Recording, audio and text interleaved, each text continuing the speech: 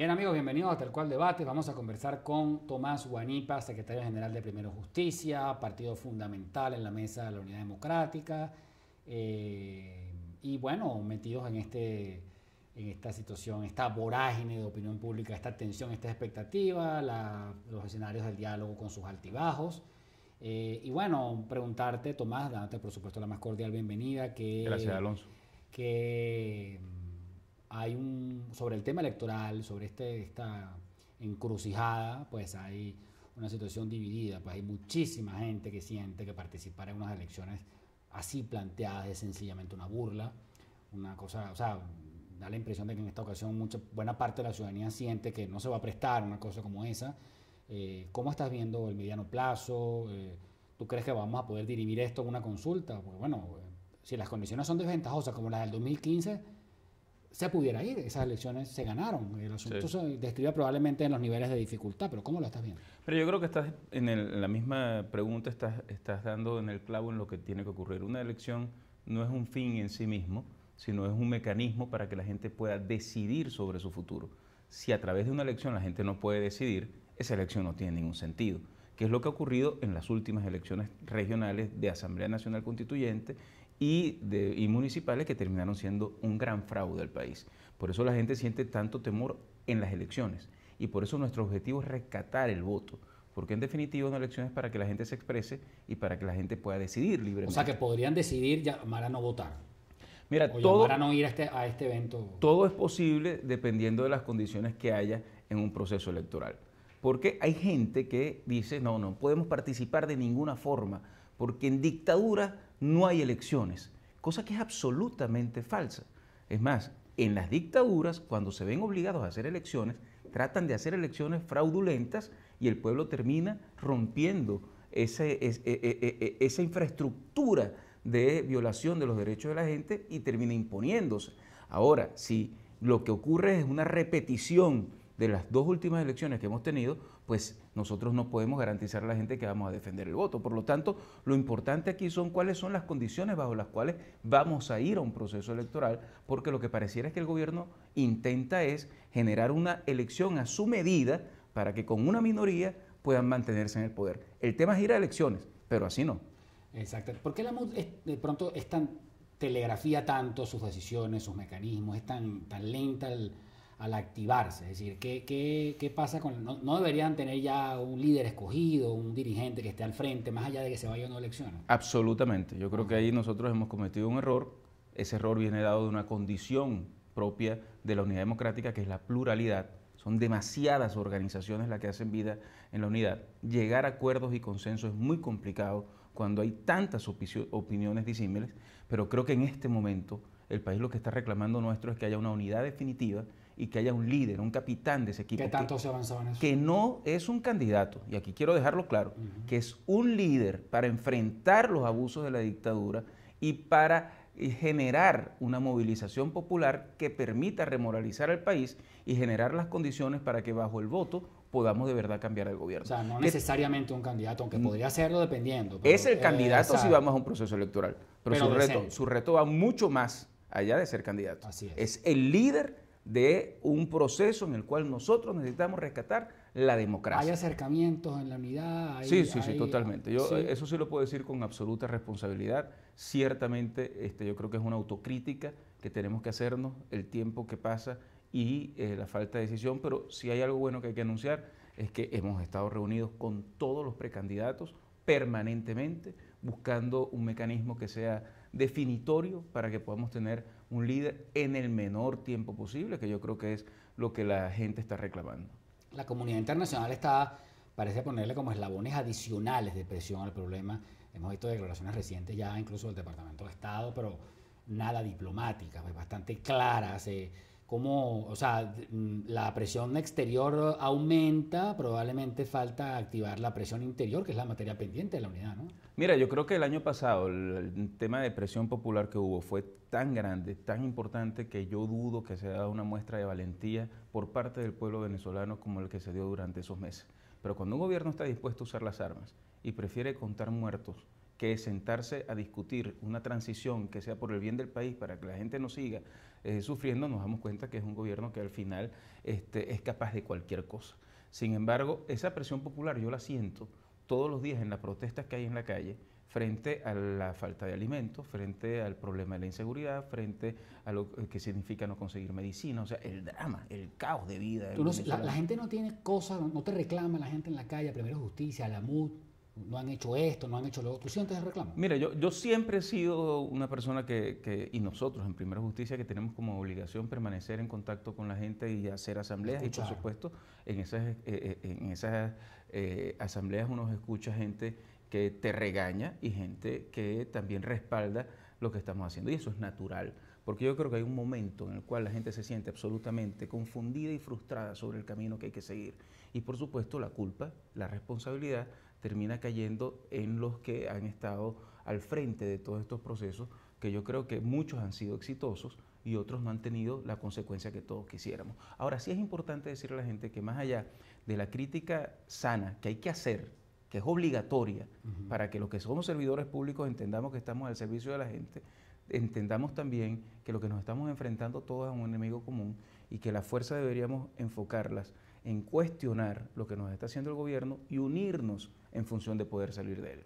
El mecanismo de primarias o de acuerdos, hay precandidatos andando o prelíderes, es decir, sí, porque seguramente ellos también tienen claro que no necesariamente será para ser candidato, pero por ahí anda Henry Falcón, Henry Ramos Alup, se ha hablado incluso de Andrés Velázquez, se ha hablado de Juan Pablo Guanipa, sí, con nombres que andan por ahí. Son esos los nombres que están puestos sobre la mesa. Entiendo que también Claudio Fermín ha anunciado Fermín, por supuesto, sí, su nombre. Con ellos hemos estado en permanente reunión.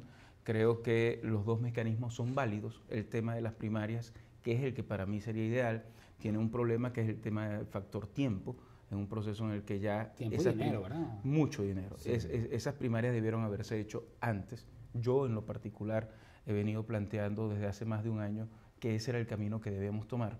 Escoger en unas primarias el mismo año pasado ese líder y ese capitán, pero ya el tiempo se nos ha venido encima y creo que hay que buscar algunos mecanismos que nos permitan a través de un consenso lograr un nombre. ¿Cómo un consenso? Bueno, pues revisión de encuestas, revisión de distintas cuestiones que podamos tener, apoyos, etcétera, para poder definir esa persona. Hay posibilidades de que aparezca un outsider, una persona como lo que fue en Yugoslavia, pues Milosevic estaba en su momento, la oposición yugoslava escogió a Kostunica, que era un académico que estaba tranquilo en su casa y lo fueron a buscar, una persona que sacaron, que no está, esa existe. Yo creo que todo eso es posible, o sea, aquí nosotros no podemos cerrar a nada. Lo que sí tenemos que entender es que esto es como un reloj de arena que ya está activado y que el tiempo se va agotando. Y en ese sentido, pensar en cualquier salida que sea positiva, que nos permita aglutinar, que pueda remoralizar, que esperance al país, es demasiado importante y nada de eso se puede descartar. Hay una cosa ahí, Tomás, también, que tú puedes ir a elecciones, pero también puedes no ir. Y si no vas,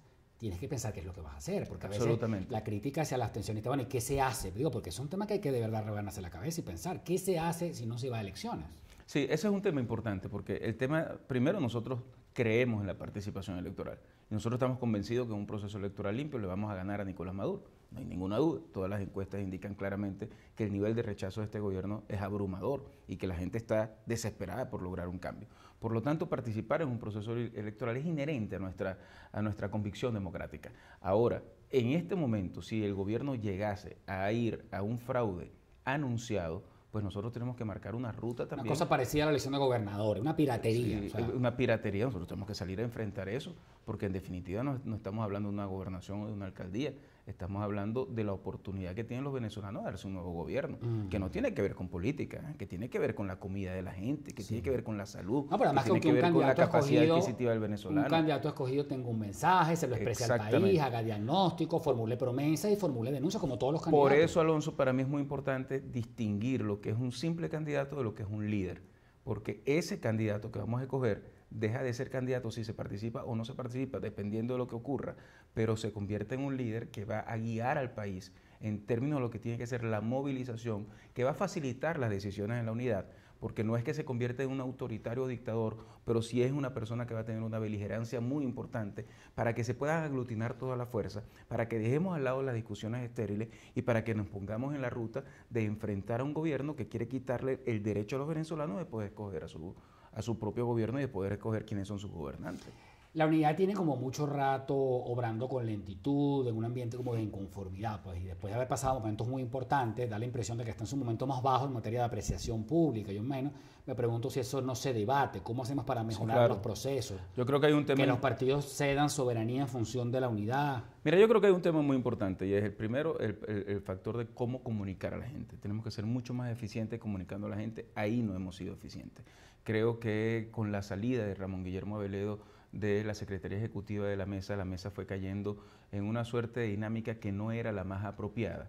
Y en ese sentido una figura como él que pueda ayudar a replantear las cosas y mantener las discusiones en ciertos parámetros unitarios es importante. Pero yo creo que lo más importante es que la MUT o la unidad pase de ser una coalición de partidos políticos que tiene que mantenerse como una coalición de partidos políticos, lo que es la mesa, a un frente contra la dictadura, como ha ocurrido siempre en los países dictatoriales, que abarcan ya distintos sectores, que abarcan a sectores como la iglesia, otras religiones, sociedad civil, en términos de lo que significan trabajadores, gremios, empresarios. Es decir, enfrentar a la dictadura ya no es una cosa de políticos, es un tema de toda la sociedad venezolana. Y crear un frente contra la dictadura es muy importante en términos de esa nueva cara que tenemos que darle al país, pero que tiene que ser además muy ágil, que tiene que tener respuestas muy rápidas y que tiene que tener una línea de conducción, que por eso es tan importante la definición de un líder cuanto antes. Claro, porque el gobierno será malo, pero es muy astuto a la hora de estratégicamente enfrentar a la unidad. Y la unidad a veces da un paso y luego del otro, pero no adelanta la jugada. Efectivamente, porque nosotros en otras oportunidades hemos adelantado la jugada y fíjate lo que ocurrió en el año 2012, llegamos a una primaria que fue multitudinaria y una elección contra Hugo Chávez que nos permitió tener con Enrique Capriles la mayor votación que habíamos tenido en nuestra historia. Sí. Pero unos meses después fuimos además con 25 puntos abajo de las encuestas a una elección con Nicolás Maduro que terminó siendo una elección que todavía está cuestionada. Y el año siguiente nosotros dijimos claramente que nuestra ruta era lograr una mayoría en la Asamblea Nacional y logramos un triunfo sin precedentes que nos permitió tener 2/3 partes de la Asamblea Nacional. Y después ha venido la destrucción institucional que lo que ha hecho es generar en el mundo entero una visión de ilegitimidad en este gobierno. Y el año pasado, y luego también fuimos entonces a lo que fue el referéndum revocatorio, que era una figura constitucional que movilizó al país entero y que generó un apoyo popular muy importante, y cuando se cercenó ese derecho, también se acumuló deslegitimación para el gobierno. Luego fuimos al proceso de lo que fue la ruptura, cuando Julio Borges, como presidente de la Asamblea Nacional, rompe la sentencia del Tribunal Supremo y arranca allí una crisis de calle sin precedentes en la historia de Venezuela y que generó una solidaridad mundial que no hubiésemos tenido de otra forma. Esos son avances que hemos tenido, donde creo que nos hemos equivocado en las respuestas frente a los fraudes que ha habido, tanto en la elección a gobernadores como en la elección municipal. Pero lo importante es establecer que esta lucha y que este coro unánime que hay en el mundo frente a la dictadura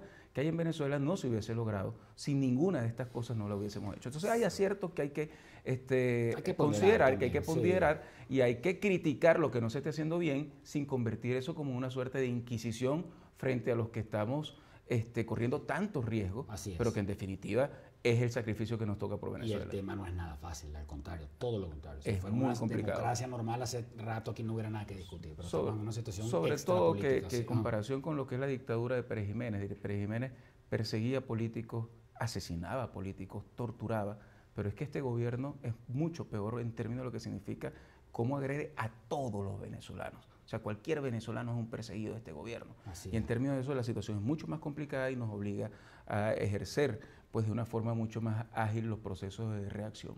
Ha sido Tomás Guanipa, secretario general de Primero Justicia, dirigente fundamental de la Unidad Democrática, evaluando los complejos retos que tiene la oposición venezolana en el corto, en el mediano y en el largo plazo también.